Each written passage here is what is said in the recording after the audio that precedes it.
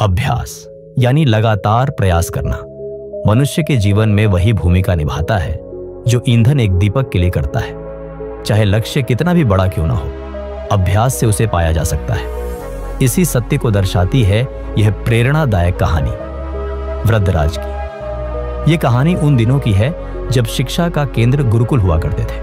वहां विद्यार्थी केवल पुस्तकों से नहीं बल्कि सेवा, अनुशासन और जीवन के व्यावहारिक पक्षों से भी ज्ञान प्राप्त करते थे। उसी समय में एक बालक था, वृद्धराज।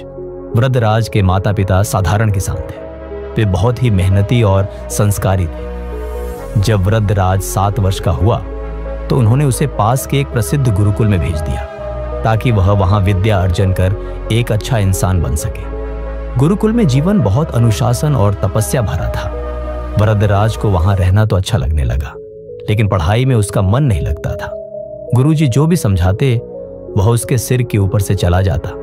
धीरे धीरे उसकी कमजोरी सबके सामने आने लगी। उसके सहपाठी उसका मजाक उड़ाने लगे। जब सभी बच्चे परीक्षा में पास होकर अगली कक्षा में चले गए तो वृद्धराज वहीं रह गया, असफल और उदास।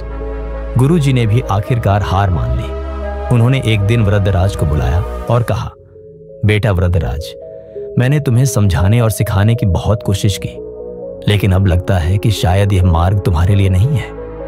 बेहतर होगा कि तुम घर लौट जाओ और अपने माता पिता की खेती बाड़ी में मदद करो। गुरुजी की बात सुनकर वृद्धराज बहुत दुखी हुआ। वह सोचने लगा कि शायद विद्या उसके भाग्य में नहीं है। आंखों में आंसू लिए भारी मन से वह घर के लिए चल पड़ा। रास्ते में दोपहर हो गई और उसे प्यास लगने लगी। उसने देखा कि कुछ महिलाएं कुएं से पानी भर रही थीं। वह पास गया और पानी मांगा।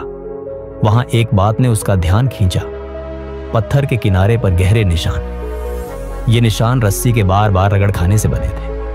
उसने एक महिला से पूछा, माता, ये पत्थर तो बहुत कठोर लगते हैं, इन पर इतने गहरे निशान कैसे पड़ गए? महिला ने मुस्कुराकर कहा, बेटा, ये निशान हमने नहीं बनाए, ये तो वर्षों से इस कोमल सी रस्सी के कुएं से बार बार पानी खींचने से बने हैं। अभ्यास और समय का चमत्कार है ये। इस बात ने वृद्धराज के मन को झकझोर दिया। उसे लगा, अगर एक कोमल रस्सी लगातार अभ्यास से कठोर पत्थर पर निशान बना सकती है तो मैं अभ्यास से विद्या क्यों नहीं सीख सकता? उसके भीतर का आत्मविश्वास जाग उठा।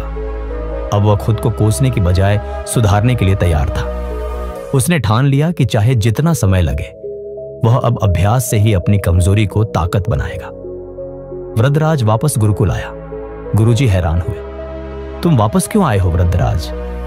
वृद्धराज ने विनम्रता से कहा, गुरुवर, मुझे अब समझ में आ गया है कि अभ्यास ही सफलता की कुंजी है।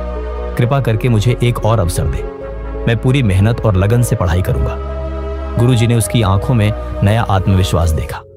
वे मुस्कुराए और बोले, अगर तुम सच्चे मन से अभ्यास करोगे तो मैं तुम्हारा पूरा साथ दूंगा। इसके बाद वृद्धराज ने दिन रात एक कर दिए। वह सूरज उगने से पहले उठ जाता, अभ्यास करता, पाठों को दोहराता और गुरुजी से प्रश्न पूछता। भले ही उसकी प्रगति धीरे हो, लेकिन वह थमता नहीं था। वर्षों के अभ्यास ने उसका काया पलट कर दिया।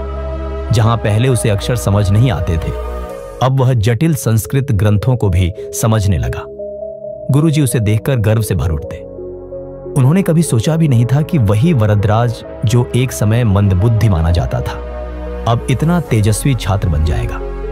समय के साथ वृद्धराज ने इतना ज्ञान अर्जित किया कि उसने संस्कृत व्याकरण के क्षेत्र में अद्वितीय स्थान प्राप्त किया। उसने लघु सिद्धांत कौमुदी, मध्य सिद्धांत कौमुदी, सारा सिद्धांत कौमुदी और गीरवाणपद मंजरी जैसे महान ग्रंथों की रचना की। आज भी ये ग्रंथ भारत के अनेक विश्वविद्यालयों में पढ़ाए जाते हैं।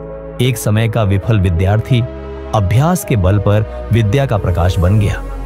वृद्धराज का नाम आज भी सम्मान और प्रेरणा के साथ लिया जाता है। दोस्तों, ये कहानी उन सभी के लिए प्रेरणा है जो खुद को असफल या कमजोर समझते हैं। वृद्धराज की तरह अगर आप भी अभ्यास के मार्ग पर चलें तो एक दिन आपके नाम की भी गूंज होगी। तो याद रखिए, कर्म से बड़ी कोई पूजा नहीं, अभ्यास से बड़ी कोई विद्या नहीं और लगन से बड़ा कोई भाग्य नहीं।